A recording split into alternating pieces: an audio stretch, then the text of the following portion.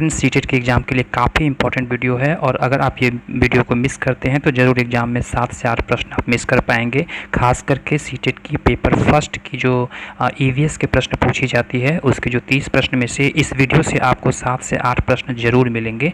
तो आप वीडियो को देखें और चीज़ों को समझने का प्रयास करें और एग्ज़ाम से पहले आप रिकॉल जरूर करेंगे। तो ये एनसीईआरटी जो आधारित पर्यावरण अध्ययन यानी कि ईवीएस के जो इम्पॉर्टेंट 100 कॉन्सेप्ट हैं जिससे कि आप चीज़ों को दिमाग में जरूर रखेंगे। जीवों की विशेषताएं सबसे पहले पढ़ते हैं, विभिन्न जीव और उनकी विशेषताओं के बारे में यानी कि एनिमल किंगडम के बारे में। और इसमें आपको हम ये जानकारी दे दें कि जीवों की विशेषताएं श्वसन, भोजन, प्रजनन और वृद्धि गति संवेदनशीलता से होती है और इसके वर्गीकरण का जो आधार होता है वो आवास है, भोजन है, शारीरिक बनावट होती है।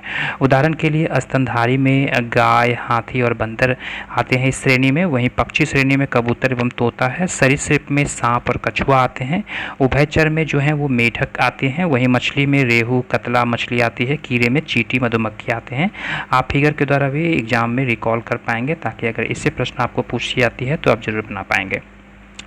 वहीं बात आती है भारत के सबसे जहरीली जो 4 प्रकार के सांप हैं वो इसमें से ज़रूर प्रश्न पूछे जाते हैं। जो कि सबसे जहरीली में कोबरा आती है, उसके बाद से करैत का नाम है, उसके बाद से रसेल वाइपर जो है वो तीसरी श्रेणी में है और चौथे श्रेणी में 100 स्केल्ड वाइपर जो हैं।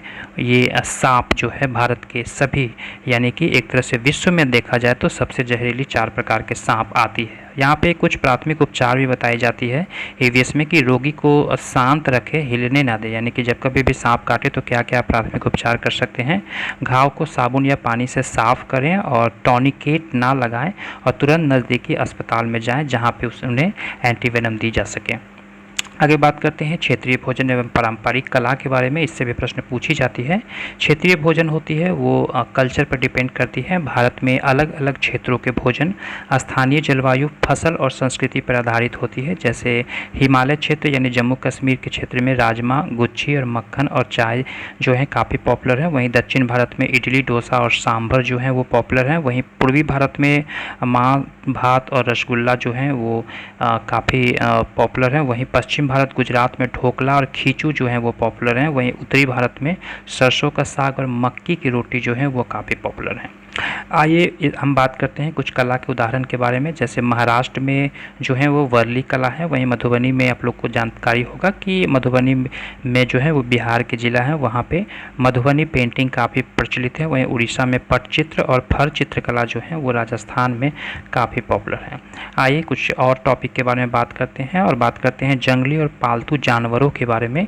जंगली जानवर जंगल में रहते हैं और स्वयं अपना भोजन को खोजते हैं। वहीं पालतू जानवर इंसानों पर जो होते हैं वो निर्भर होते हैं। उदाहरण जंगली जानवर में शेर, हाथी और भालू हैं। वहीं पालतू जानवर में गाय, बकरी और कुत्ता जो हैं इस श्रेणी में आते हैं।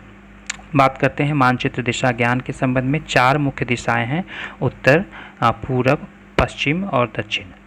इससे भी प्रश्न पूछी जाती है। फिर बात करते हैं नदियाँ और आवास, ज्योग्राफी शेल्टर के बारे में। सबसे पहले हम देखते हैं सापेक्ष स्थिति के बारे में, जिसे रिलेटिव पोजीशन कहा जाता है कि एक स्थान की स्थिति दूसरे स्थान की तुलना में बताई जाती है।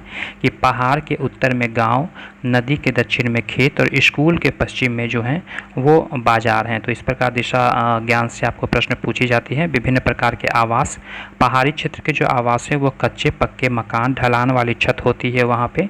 नदी क्षेत्र में नाव, एस्टेट हाउस होती है। रेगिस्तान में कच्चे घर एवं टेंट हाउस होते हैं।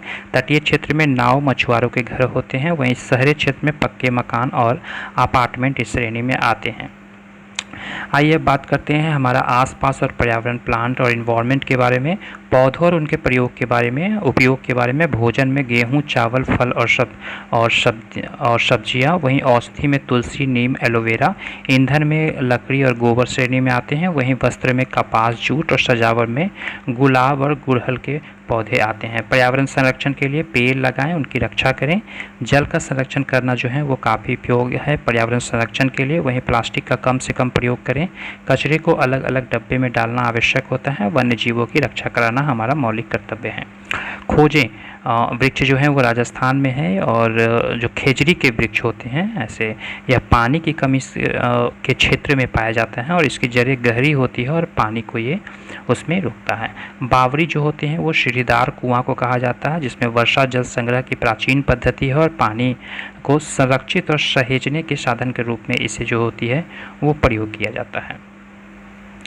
आइए अब हम बात करते हैं विज्ञान, स्वास्थ्य और शिक्षा क्षेत्र के बारे में, जिसमें कि विटामिन और उसके खनिज के बारे में हम बात करते हैं। विटामिन जो होते हैं शरीर की वृद्धि, रोगों से सुरक्षा, उदाहरण जैसे विटामिन में है A, vitamin B, vitamin C, vitamin D और विटामिन ई, विटामिन के जो हैं ये सभी विटामिन की श्रेणियाँ हैं। वहीं खनिज पदार्थ जो हड्डियों, दांतों, रक्त के लिए आवश्यक होती है, उदाहरण जैसे कैल्शियम, आयरन और आयोडीन। स्वच्छता और स्वास्थ्य के बारे में प्रश्न पूछी जाती है कि रोज़ नहाएं और साफ कपड़े पहनें, शौचालय का उपयोग करें, साफ पानी पिए, संतुलित आहार लें और नियमित रूप से व्यायाम करना आपके लिए काफ़ी इम्पॉर्टेंट होती है। आगे बात करते हैं एकीकृत यानी ईवीएस में इंटीग्रेटेड अप्रोच क्या होनी चाहिए। विज्ञान, सामाजिक विज्ञान और पर्यावरण, आपके आसपास के क्षेत्र, विज्ञान आती है, सामाजिक विज्ञान आती है और पर्यावरण जो यानी कि आपके आसपास का क्षेत्र आती है और वास्तविक जीवन में इसे जोड़ना चाहिए। अनुभव, अवलोकन और गतिविधियों के माध्यम से सिखाने पर ज़्यादा जोर देनी चाहिए शिक्षकों को, वहीं स्थानीय परिवेश को समझने का प्रयास करनी चाहिए। तो आगे हम बात करते हैं पोर्टफोलियो के बारे में कि छात्र अपने अनुभव, गतिविधियाँ और प्रोजेक्ट, चित्रलेखन आदि एक फाइल में सजोते हैं। यह उनकी प्रगति और सीखने की प्रक्रिया को दर्शाती है और इसे जो है वो पोर्टफोलियो कहा जाता है। तो इस एक वीडियो से आप चीज़ों को समझ पाए होंगे और ये सीटेट की ईवीएस के एनसीईआरटी की निचोड़ थी, जिसमें कुछ इंपॉर्टेंट पॉइंट थे जो कि एग्जाम में आपको पूछी जा सकती है। वीडियो अच्छी लगे तो कमेंट बॉक्स में अपनी राय जरूर मेंशन करें। चैनल पर नए हैं तो चैनल को सब्सक्राइब कर लें। वीडियो देखने के लिए धन्यवाद।